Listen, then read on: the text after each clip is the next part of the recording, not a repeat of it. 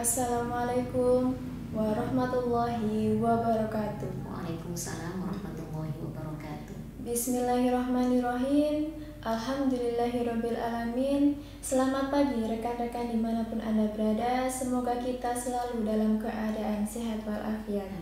Alhamdulillahirabbil alamin. Kita dapat berjumpa lagi dalam pengajian virtual Mutiara Haramain yang selalu kita adakan setiap hari Selasa jam 9 pagi di kantor PT An-Namirah Travelindo. Alhamdulillah rekan-rekan untuk selalu mengikuti pengajian pada pagi hari ini. Semoga kita selalu dapat manfaat dan berkah dalam ilmu yang disampaikan oleh Ustazah. Semoga selalu kita istiqomah dalam pengajian pada pagi hari ini. Sudah hadir di samping saya Ustazah Haja Irfana Nurulaili. Selamat datang Ustazah. Selamat datang Mbak Usin. Alhamdulillah kita dapat pengajian walaupun sebentar dan tetap puasa selalu dilancarkan. Amin. Langsung saja Ustazah, untuk pada pengajian pagi hari ini kita melanjutkan tafsir surah Al-Baqarah ayat 85 sampai 86. Waktu dan tempat saya persilakan. Terima kasih Mbak Usin. Bismillahirrahmanirrahim. Assalamualaikum warahmatullahi wabarakatuh. Waalaikumsalam. Alhamdulillahirabbil alamin.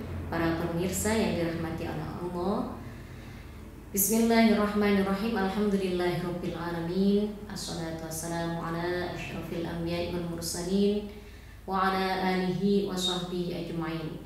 Nasta'inuhu wa nastaghfiruhu wa na'udzu billahi min syururi anfusina wa min sayyiati a'malina.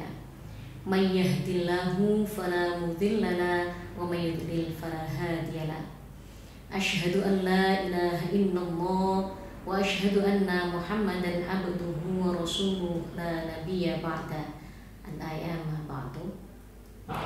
Para pemirsa yang dirahmati oleh Allah dan segenap kru yang hari ini bertugas, alhamdulillah pada kesempatan pagi hari ini kita masih diberikan kesehatan oleh Allah sehingga masih bisa melaksanakan pengajian virtual Mutiara Haramain yang diselenggarakan oleh PT An-Namirah Travelindo. Salawat serta salam marilah kita hadiahkan kepada junjungan kita Nabi besar Muhammad Sallallahu Alaihi Wasallam dengan bersama-sama membaca salawat Nabi. Allahumma sholli ala sayyidina Muhammad wa ala ali sayyidina Muhammad. Dan mari kita berikan salam. Assalamualaikum ya Rasulullah. Alhamdulillah pada kesempatan pagi hari ini kita akan melanjutkan pengantar tafsir ya. Karena kalau tafsir itu lebih detail, kita sekilas tentang tafsir. Yang jelas melanjutkan Quran tafsir, pengantar tafsir Quran surat Al-Baqarah, yakni ayat 85 dan 86. Pada kesempatan sebelumnya kita telah memberikan penjelasan tentang pengantar tafsir pada ayat 83 maupun 84. Alhamdulillah dalam kesempatan pengajian virtual setiap hari Selasa ini ada beberapa hikmah yang bisa kita ambil, yang tentunya hikmah itu adalah petunjuk yang berupa perintah maupun larangan Allah kepada kita, yang diperlihatkan atau dicontohkan pada kaum-kaum sebelumnya sebelum kita berada, sehingga kita dapat meneladani sekaligus memilih dan memilah apa yang harus kita lakukan dalam kehidupan ini. Bahkan pada ayat 83 kalau tidak salah dijelaskan ada 8 poin yang akan menyelamatkan hidup kita, yang salah satunya adalah bagaimana kita harus berbakti kepada orang tua ya. Antara ihsan dengan husna sama-sama harus kita perbaiki diri kita dalam rangka berbakti kepada orang tua. Mari selanjutnya kita bacakan surat Al-Baqarah ayat 85 dan 86. A'udzu billahi minasy syaithanir rajim. Bismillahirrahmanirrahim.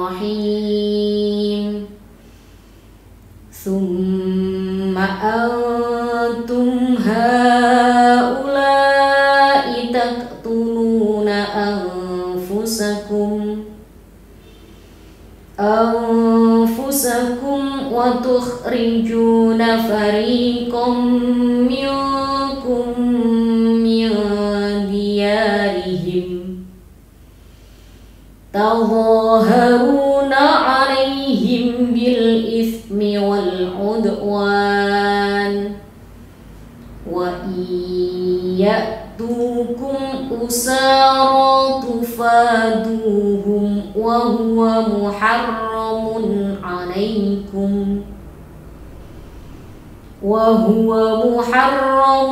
alaikum ikhrajuhum afatu'minuna bi ba'dil kitabi wa takfuruna bi ba'd fama jazaa'u man yaf'alu dhalika minkum illa khizyun fil hayatid dunya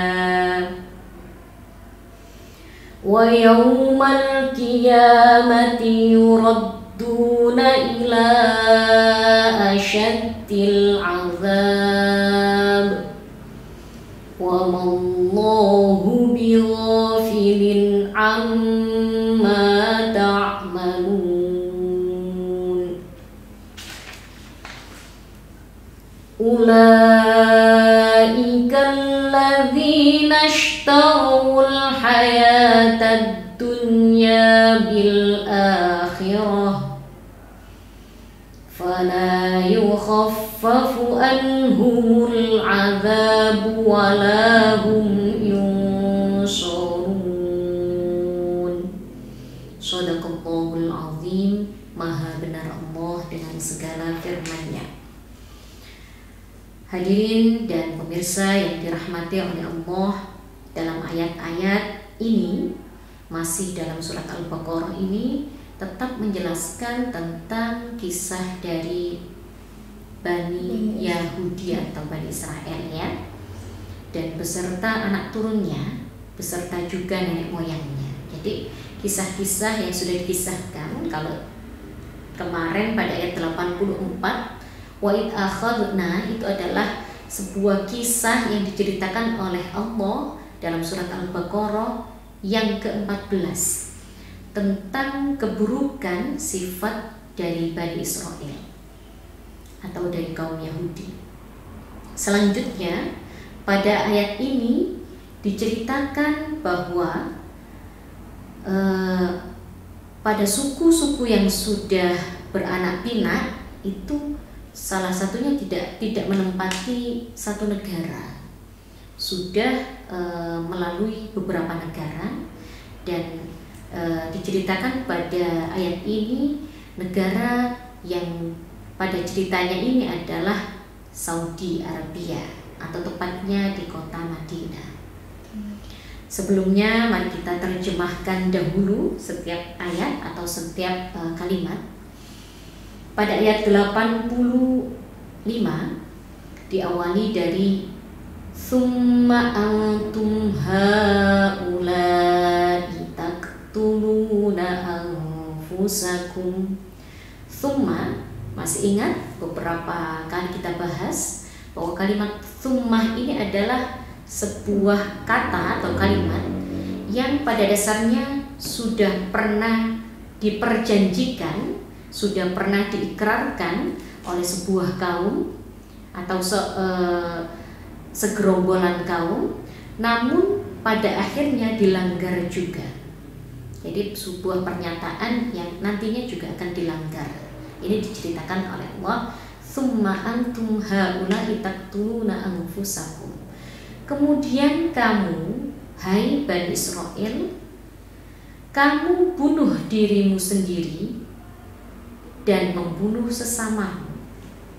Summa antum haula'i taqtuluna anfusakum. Kamu yang dimaksud adalah Bani Israel, membunuh dirimu.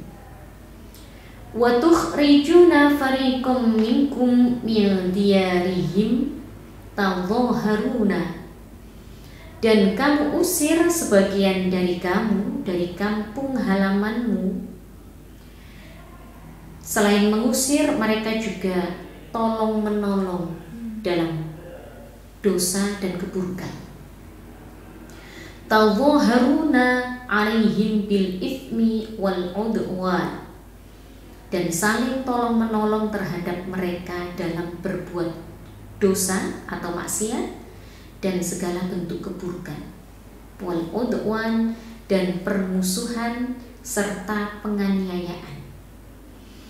Wa iyyatukum usara, tetapi jika mereka datang kepadamu sebagai orang tawanan, tufaduhum, kamu tebus mereka.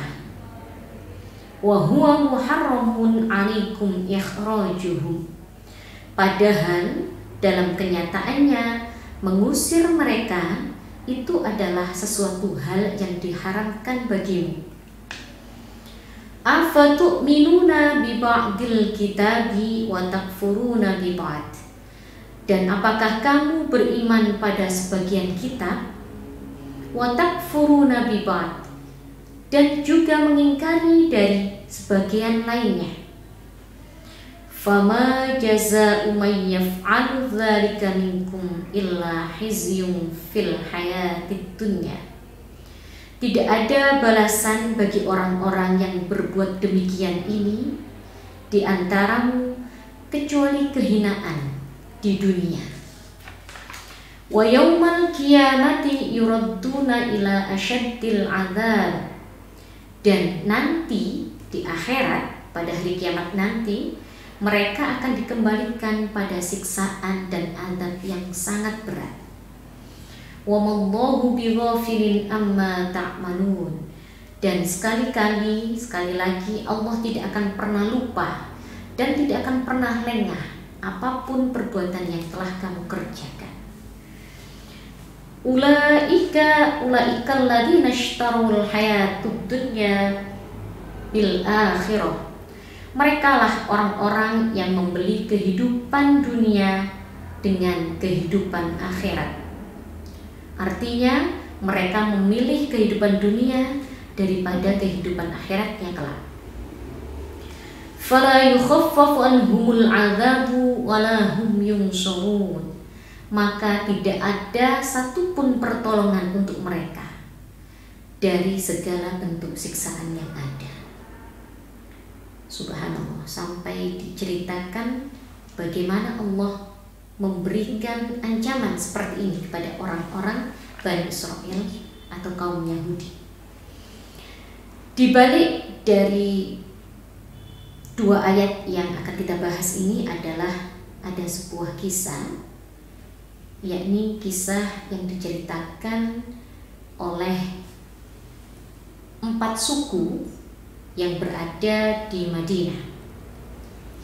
4 suku itu adalah suku-suku yang tadinya hanya 2. Yang 2 ini adalah lebih dahulu datang di kota Madinah, karena kota Madinah ini sudah dikenal sebagai kota yang memiliki alam yang subur.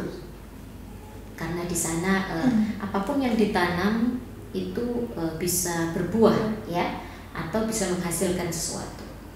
Karena kesuburan tanah itu, banyak suku-suku dari negara lain ingin mendatangi dan ingin bertempat tinggal di Madinah. Suku yang pertama hadir, yakni adalah 2 suku dari kaum Yahudi, yakni suku Nadir dan suku Quraizah. 2 suku ini adalah 2 suku yang sangat kuat dari kaum Yahudi dan menguasai hampir sebagian besar dari kota Madinah. Dan mungkin sampai hari ini masih ada 2 suku ini ya, atau anak turunnya masih ada. Namun tidak berselang lama setelah penguasaan daerah kota Madinah itu, datanglah seorang adik kakak dari Yaman yang bernama Aus dan Khazraj ya, yang akhirnya 2 adik kakak ini berkembang menjadi sebuah suku. Nah, suku ini karena merasa sebagian besar dari wilayah Madinah sudah dikuasai oleh 2 suku Yahudi tadi, sehingga mereka lebih memilih bertempat tinggal atau menetap pada padang pasir ya, masih di wilayah Madinah yang berdekatan dengan 2 suku Yahudi tadi.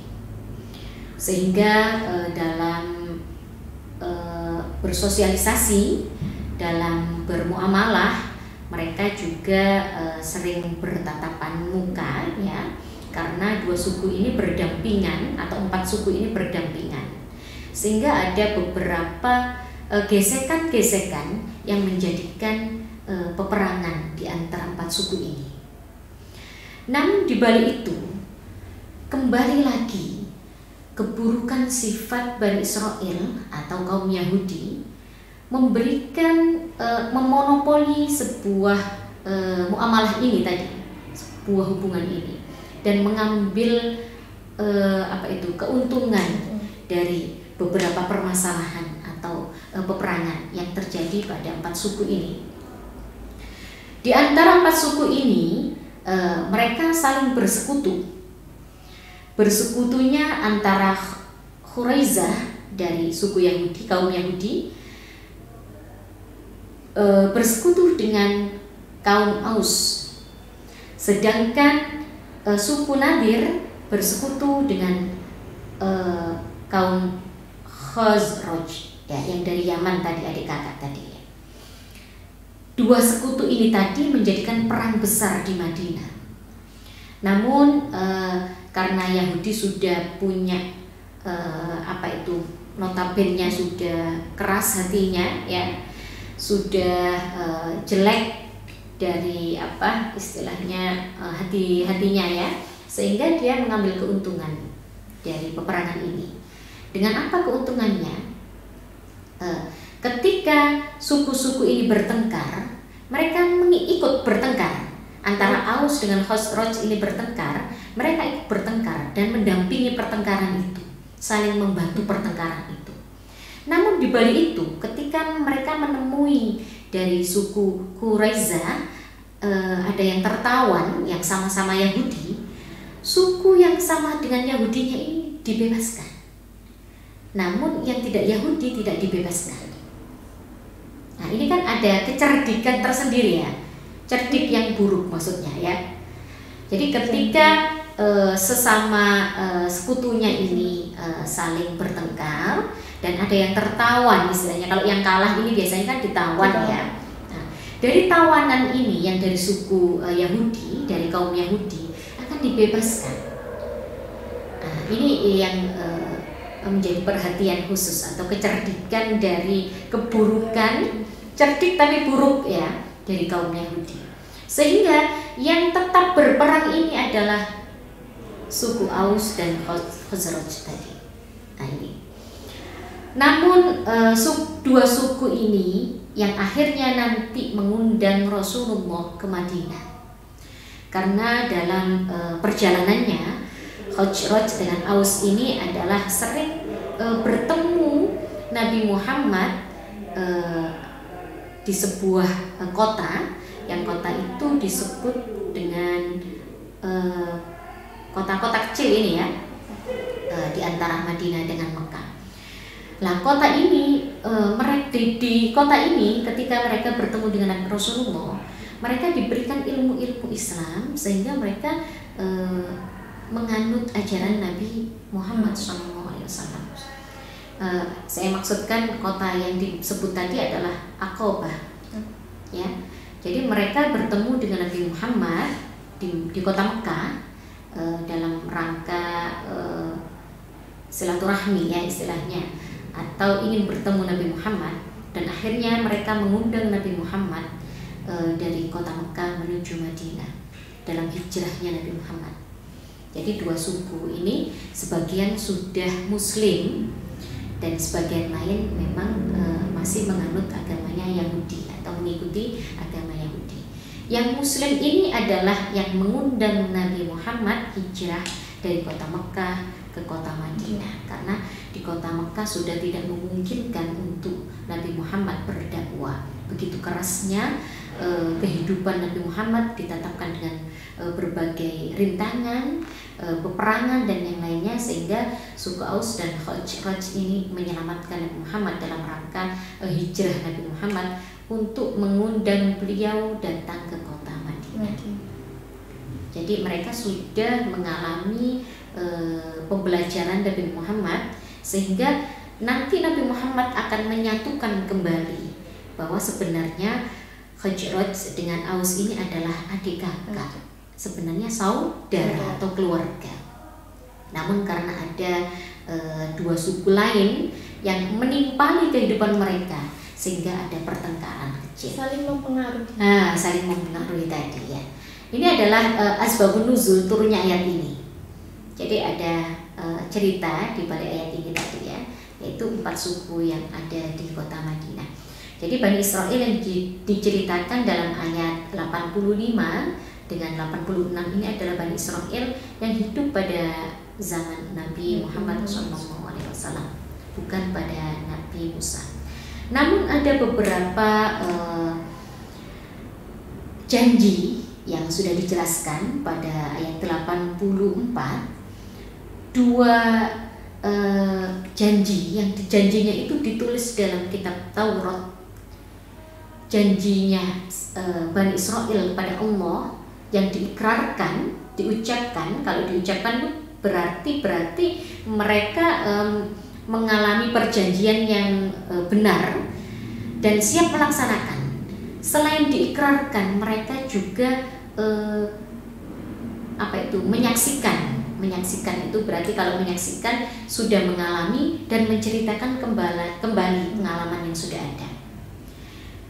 Dua hal ini, yang pertama tidak saling membunuh, dan yang kedua tidak mengusir dirinya sendiri atau orang lain saudaranya tadi dari negaranya atau dari tanah airnya. Namun itu terjadi sampai hari ini. Bani Israel tetap mengusir saudaranya dari tanah airnya, seperti itu. Pada ayat summa antum haula'i taqtuluna anfusakum wa tukhrijuna fariqam minkum min diyarihim. Kemudian kamu wahai Bani Israel membunuh dirimu sendiri. Masih ingat ya bahwa kalimat membunuh dirimu itu yang dimaksud adalah membunuh saudaramu. Kenapa kalimat disebut membunuh dirimu? Karena dianggapnya Bani Israel itu adalah satu keturunan, satu nenek moyang yang menjadikan sebuah satu golongan ya. Seakan-akan jika mereka mengusir saudaranya sama dengan mengusir dirinya sendiri. Seperti itu ya. Wa tukhrijuna fariqam minkum min diyarihim, mengusir sebagian dari kamu dari kampung halamanmu. Taqtuluna anfusakum, membunuh sesamamu, dan wa tukhrijuna fariqam minkum min diyarihim, mengusir sebagian kamu dari kampung halamanmu. Dua kalimat ini adalah kalimat yang sudah pernah dijanjikan oleh Bani Israel pada ayat sebelumnya, yakni 84. Pada zaman nenek moyangnya dulu. Siapa nenek moyangnya Bani Israel? Sudah pernah kita jelaskan, yakni anak turun dari Nabi Yakub dan Nabi Yusuf ya. Sampai turunnya Alkitab Taurat. Tadhaharuna 'alaihim bil itsmi wal 'udwan. Namun ada tambahan satu lagi keburukan yang diberikan oleh Bani Israel. Mereka ternyata tidak hanya membunuh saudaranya, tidak juga hanya mengeluarkan saudaranya dari tanah airnya, tapi dia juga saling tolong-menolong dalam dosa, dalam kemaksiatan, dan dalam keburukan. Seperti yang saya ceritakan, suku Nadir dengan suku Quraizah. Dia saling menolong, tapi pertolongan yang diberikan kepada sekutunya tadi adalah pertolongan keburukan untuk berperang, seperti itu, untuk saling berperang. Wa iyatukum usatufaduhum, dan apabila datang kepadamu, seperti yang saya ceritakan tadi, ketika datang tawanan, yang tawanan itu sesama sukunya atau bangsa Yahudi tadi, mereka akan membebaskan tawanan itu. Berarti akhirnya itu yang saling bertengkar hanya suku yang tidak Yahudi.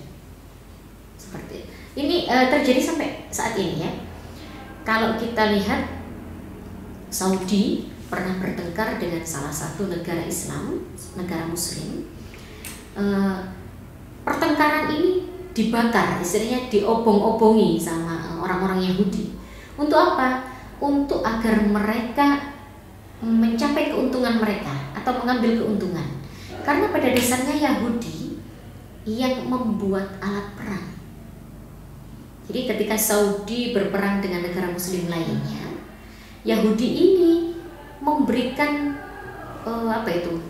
motivasi untuk berperang, ya istilahnya diberi motivasi. Karena pada intinya, pada akhirnya nanti alat perang itu akan diperoleh dari Yahudi, karena mereka yang membuat, bangsa Yahudi yang membuat alat perangnya. Dijual lebih mahal karena kenapa? Saudi merasa membutuhkan seperti itu. Dan itu terjadi sampai saat ini.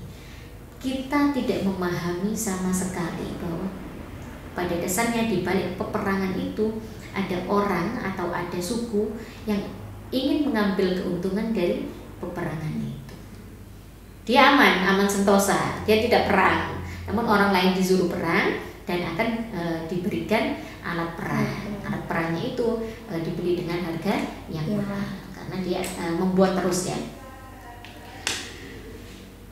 Wa huwa muharramun 'alaikum ikhrajuhum.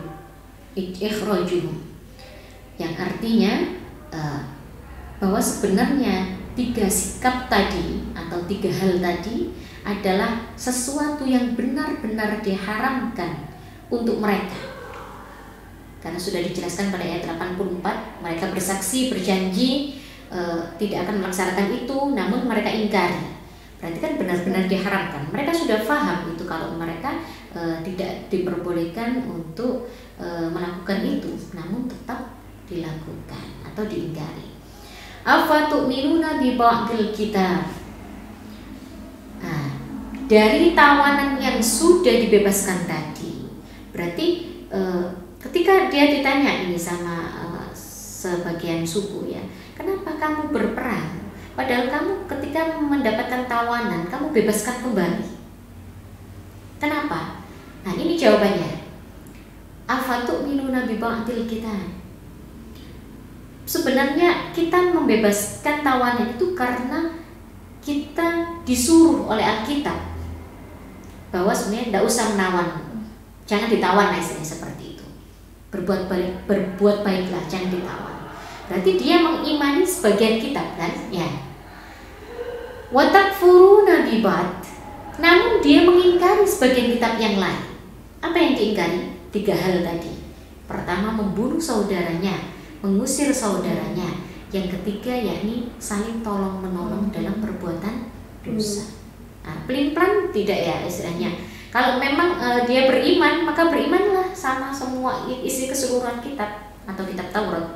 Kalau memang mengingkari, ya kita tidak menyuruh mengingkari. Seperti itu. Namun mereka menjawab afatu'minuna ba'dil kitab wa takfuruna bi ba'd. Sebagian saya laksanakan ini karena saya iman sama Taurat. Namun sebagian lain kita ingkari. Namun banyak yang diingkari ternyata, ya.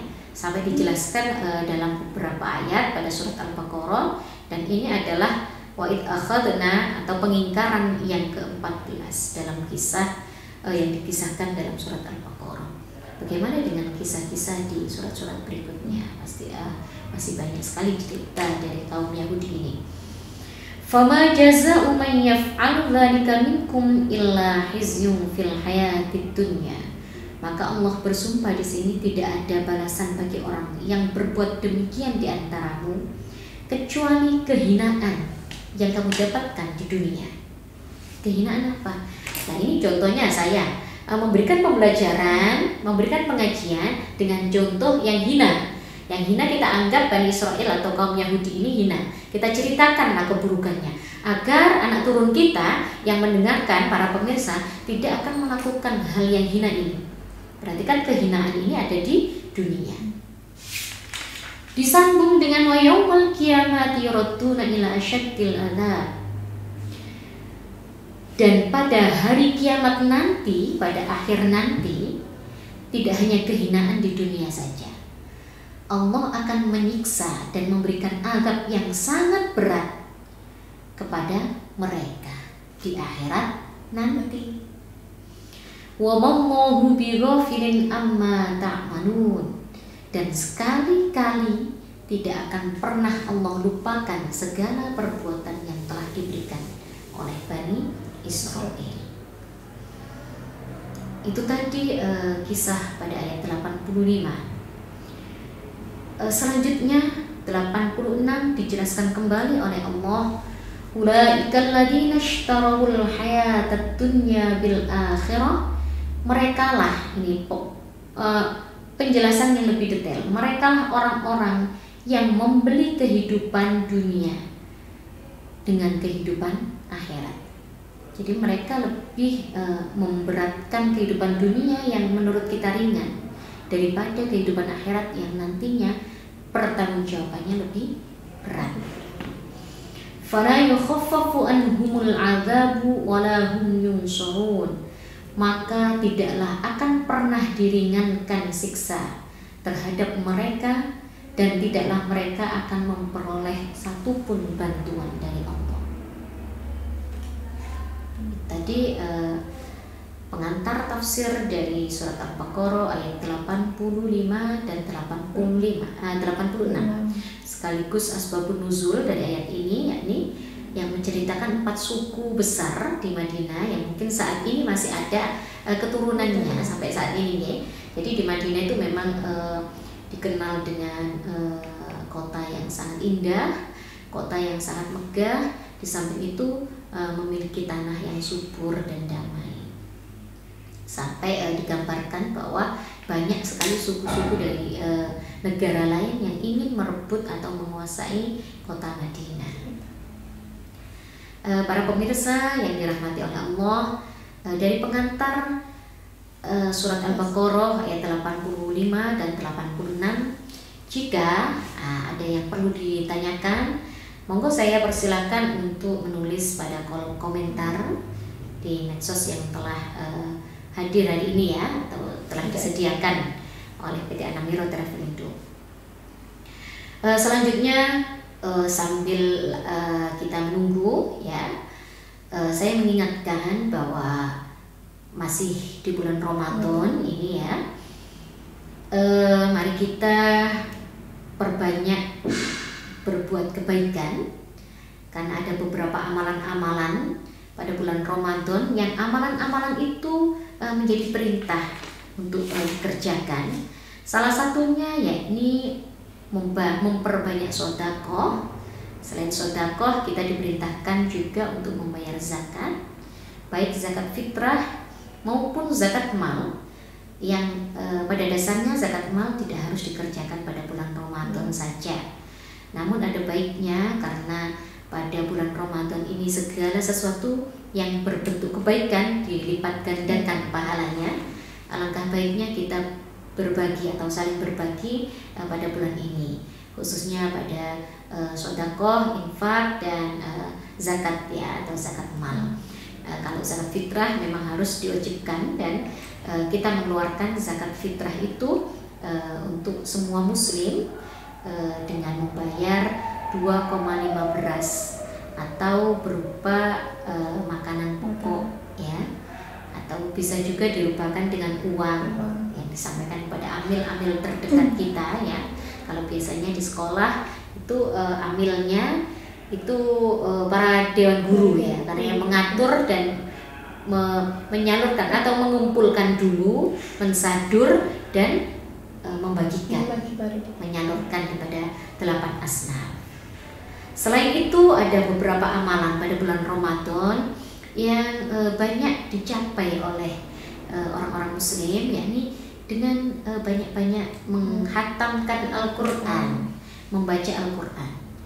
Pada sebuah hadis dijelaskan bahwa setiap kita membaca satu huruf Al-Quran dihitung oleh Allah dengan satu kebaikan. Dan satu kebaikan dalam yang dihitung dari satu huruf Al-Quran tadi diberikan 10 pahala sekaligus. Jadi kalau kita membaca satu juz itu kalau dihitung berapa huruf ya? Jutaan huruf ya, jutaan huruf. Namun kita tidak pernah menghitung bagaimana pahala yang kita dapatkan. jika Allah memberikan hitungan di depan kita ini atau transparan pahala kita ini, mungkin kita bingung juga ya.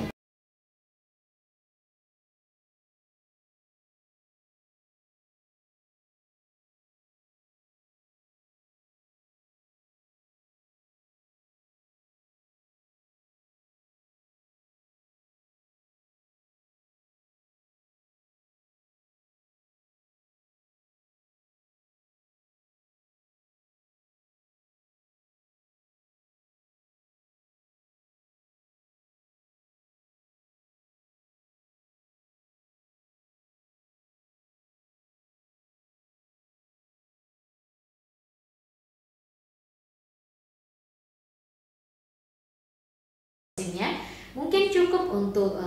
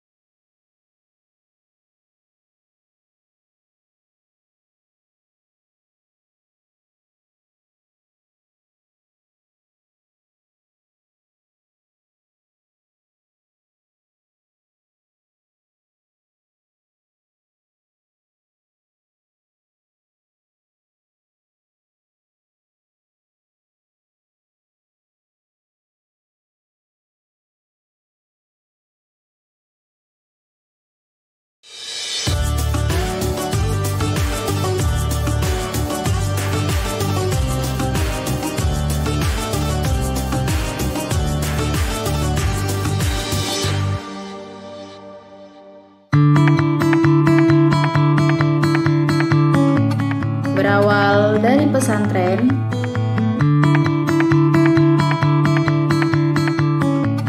hadir Jauh Haro Water untuk menemani setiap aktivitas kami.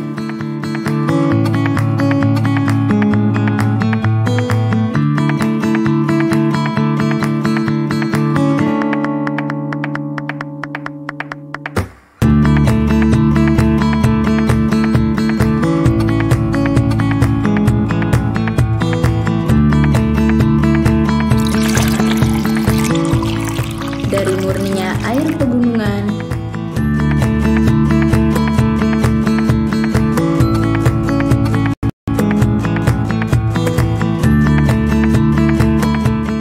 Jauh Haro Water memberikan kesegaran dalam kebaikan.